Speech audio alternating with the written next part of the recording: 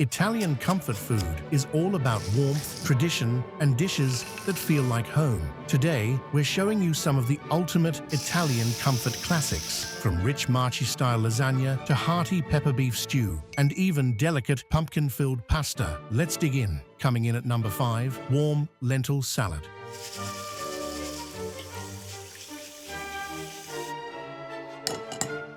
This side dish showcases one of the finest Umbrian ingredients, lentils. And this lentil salad is known as insalata tiepide di lenticchie. And lentils like this are really common in Umbria. You can find them in just about every grocery store. A few simple aromatics as the base foundation, a little garlic, and some fresh thyme. Ma cosa ho fatto ieri sera? Non mi ricordo di niente. Forse ho dormito in whisky cola. Ho la testa in una morsa. Oh mamma, non voglio più svegliarmi.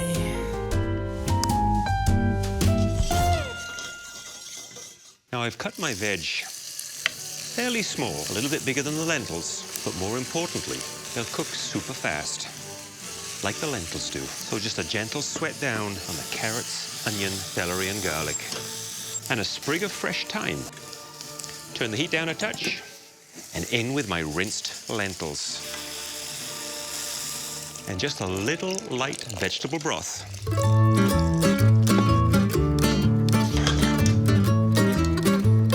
Those lentils are plumped up nicely, soaked up all that flavorful vegetable broth. Just need to give a little drain to take some of the excess liquid out. Cooked in no time at all. To dress it up a little chopped parsley, some sun-dried tomatoes.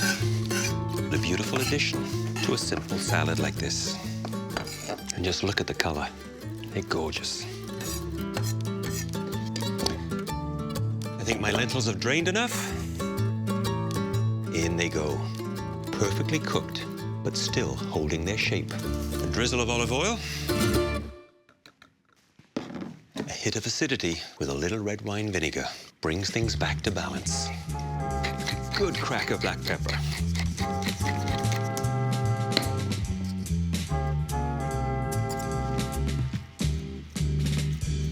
It smells good. And it's that quick, that easy to make a warm lentil salad for porchetta.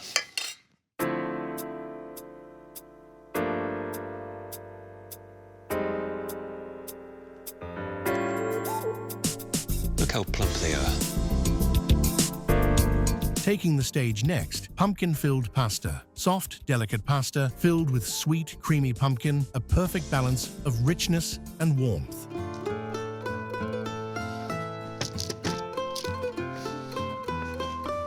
Tortelli di zucca is a lovely, soft, chewy pasta filled with roasted pumpkin. And it's a delicious primo from Lombardia.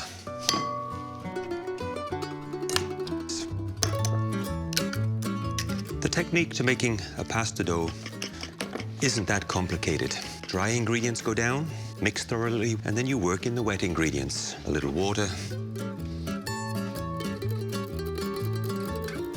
pulling the dry dough in from the edges. And now the kneading, so it becomes soft, supple, before we let it relax. Okay, my dough now needs to rest, gives me a chance to clean up, and then on with the filling.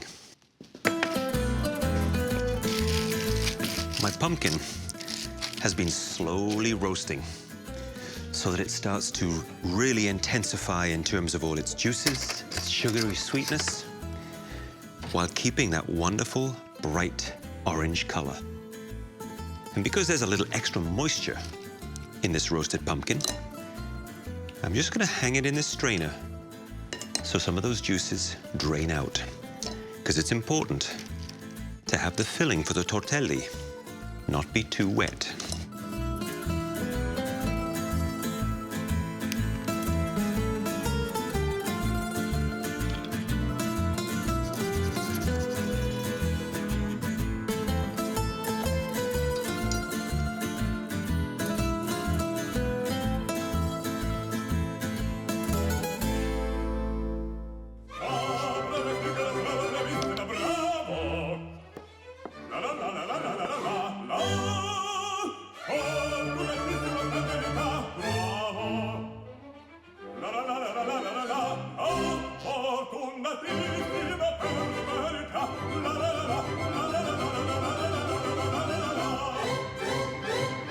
tortelli are ready to be filled. So just enough filling to fold them in half and seal them well, using a little water to moisten the edge. Pressing down so they have a firm seal, and the filling is all about that soft, creamy, roasted, slightly sweet pumpkin, seasoned with nutmeg, which is a classic seasoning for this dish, the zest of a fresh lemon, and a good amount of Parmigiano Reggiano.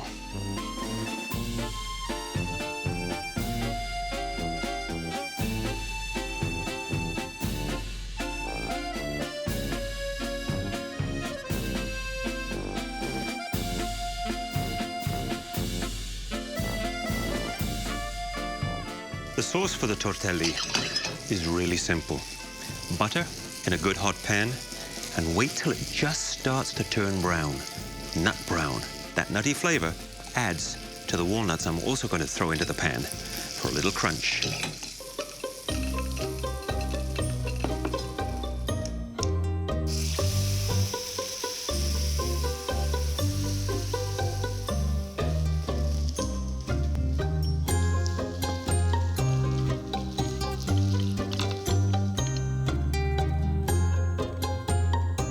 And to finish off, a good grating of Parmesan cheese. A classic primo from Lombardia. Tortelli di zucca. And what I love about these tortelli is that you can actually see the filling through the dough, which tells me the dough is super light. And the sauce, so simple to make. This is a delicious primo. Stepping into the spotlight, panzerotti con formaggio e carciofi.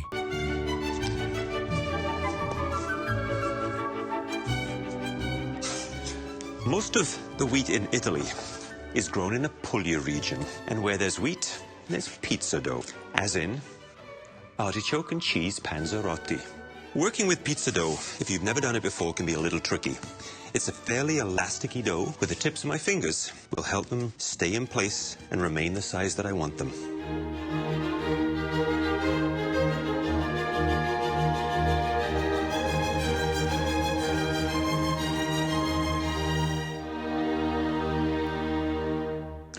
These are canned artichoke hearts, and artichokes are a real favorite in Puglia.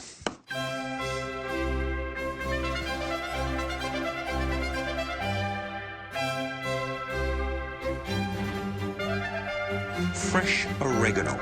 Now, oregano is related to the mint family, and a lot of oregano grows wild down in the Puglia region, in the southern part of Italy. I love to use fresh herbs whenever possible. But I understand, just a very quick chop, and into the pan.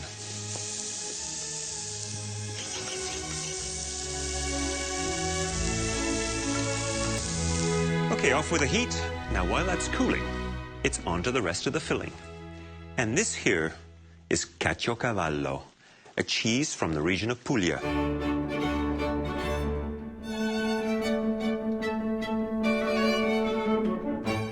Next up, ricotta. And I had that draining just to take some of the excess water out of it, because nobody wants watery, soggy panzerotti, especially me. 1 egg, which is going to bind, add some enrichening.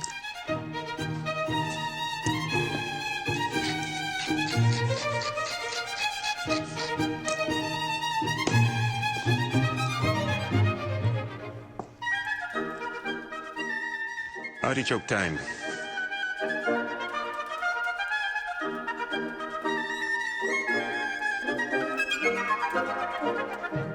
And the pizza dough should be good and lively from the yeast. Now that I've rolled them out for the first time and given them a simple basic shape, let's get the filling in.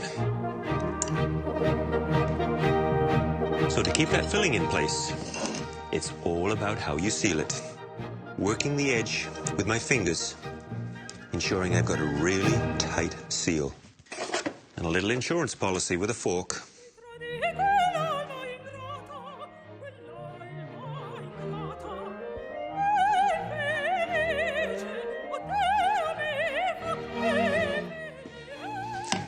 it's all about cooking the panzerotti.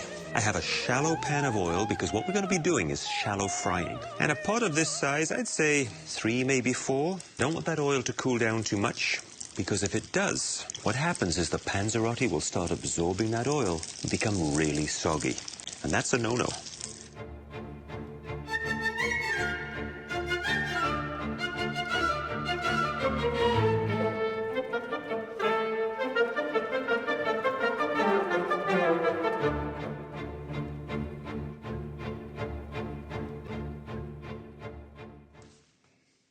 You have to take a close look at these. Let's cut one open, see what it looks like.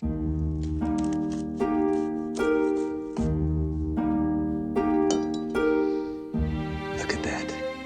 Steaming hot, light fluffy dough, full of the delicious, tasty artichoke and cheese stuffing. Let's give it a taste.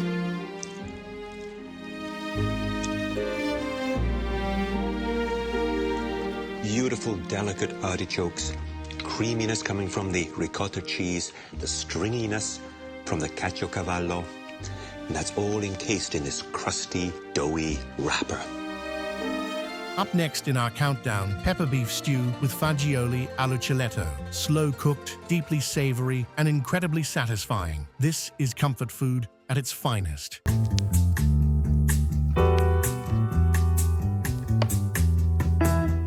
This hearty secondo is a pepper beef stew with only 7 ingredients, and it's called peposso. And I'll be serving alongside one of my favorite all-time bean dishes, fagioli all'uccellette. It means in English, beans cooked in the style of little game birds.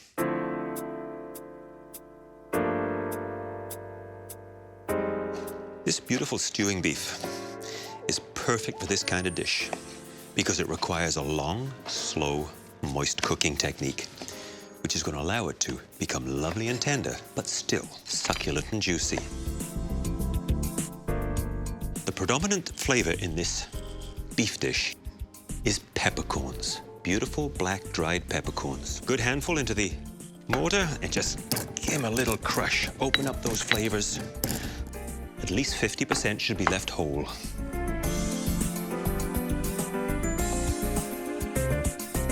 Smells so good. 2 simple seasoning ingredients. Pepper being the dominant.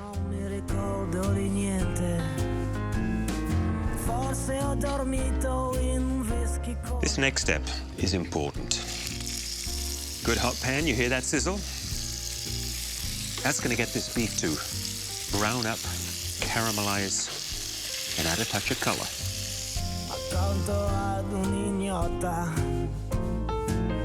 Tuttavia ho fortuna e una ragazza da ogni volta. Little fresh garlic. Io giuro, è l'ultima volta che bevo.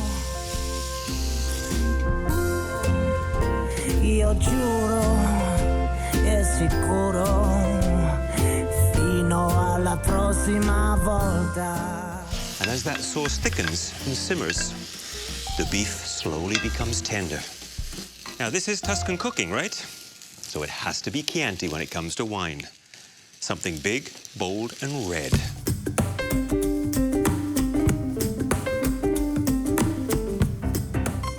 I just need to turn this down to a gentle simmer and let a low and slow heat take care of business. And where there's beef in Tuscany, there's usually beans. And this dish, fagioli all'uccellette, is perfect for this peppered beef stew, and it's my favorite bean dish. You need to soak these overnight to start softening them, and then cook them, as I've done here, with a little garlic, sage leaf, water, and seasoning. They've plumped up nicely, twice the size, and are starting to become lovely and tender. They're good. Ready to be drained.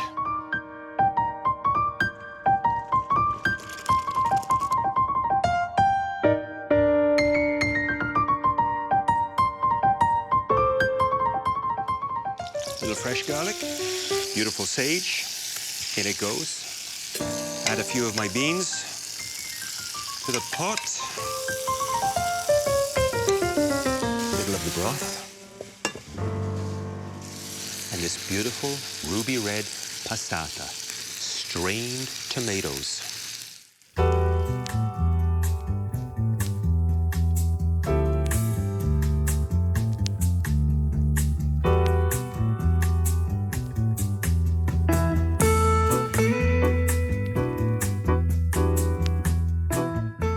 Check on the beef. See how the sauce has begun to thicken already? It's exactly what I'm looking for.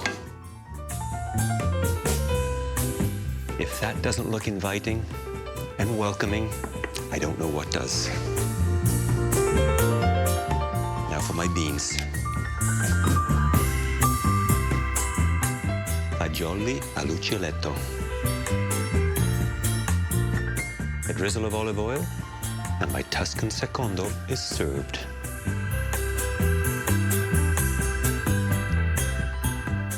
A more tender piece of meat you won't find anywhere.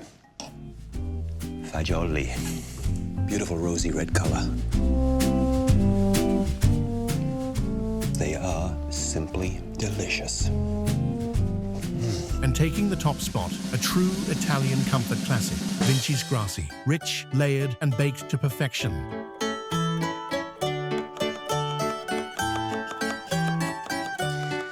As you can imagine, lasagna is popular all over Italy.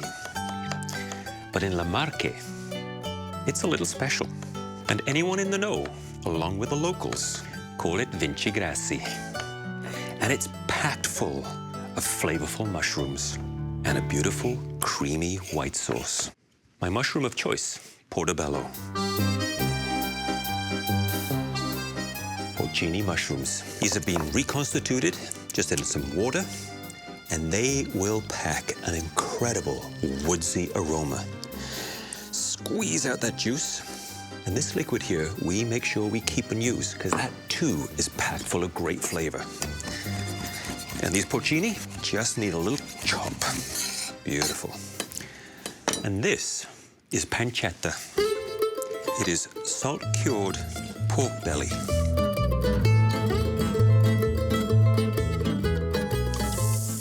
I'm just starting to render down the fat from the pancetta, releasing all those flavors and getting a little caramelized at the same time.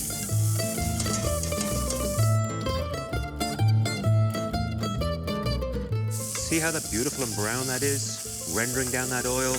That is perfect. You know, this particular Vinci Grassi, packed full of mushroom flavors, is a favorite with the locals in Le Marche. In fact, they like to cook it on special occasions. A good splash of Italian fortified wine, Marsala. That'll help wash down the pan. Remember that porcini liquid I said I was going to use? This is the perfect time for it to go into the pan. Splash of chicken stock. Let that simmer, reduce and thicken up. Put the lid on. Now for the bechamel sauce. Bechamel is actually quite simplice. A good amount of butter, olive oil, a little milk, a little flour, and a light dusting of nutmeg. Bechamel is really good. It's cooked out beautifully and is the right consistency.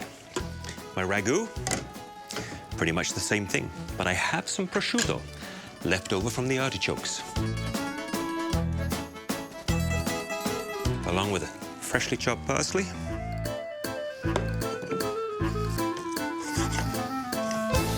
Let's make lasagna.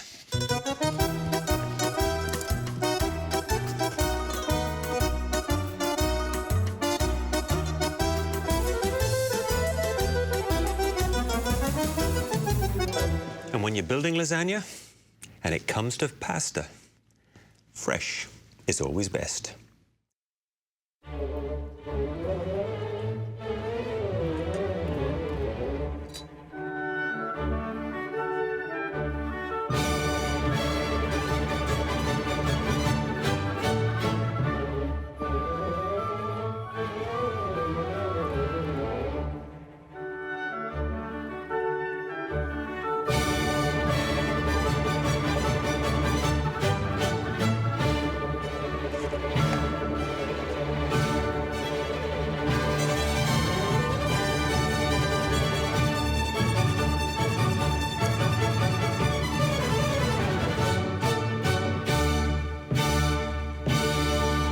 And this over here is called a bain-marie. Just a good-sized baking dish with a little water in the bottom guarantees good, gentle, even cooking. To the oven.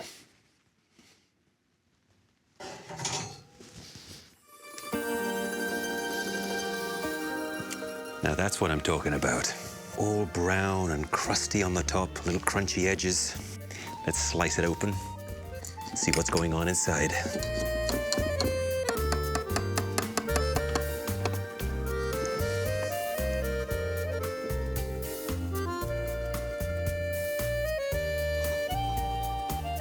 That is a thing of beauty. Oh. Sprinkle of parsley.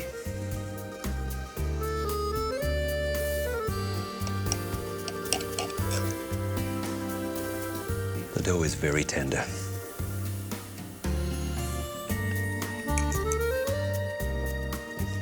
That is everything I promised it would be. Savory, rich, and woodsy, but all in perfect balance. Which comfort dish would you choose first? Join Bonacini for more unforgettable Italian favorites, and don't miss the next episode in the series.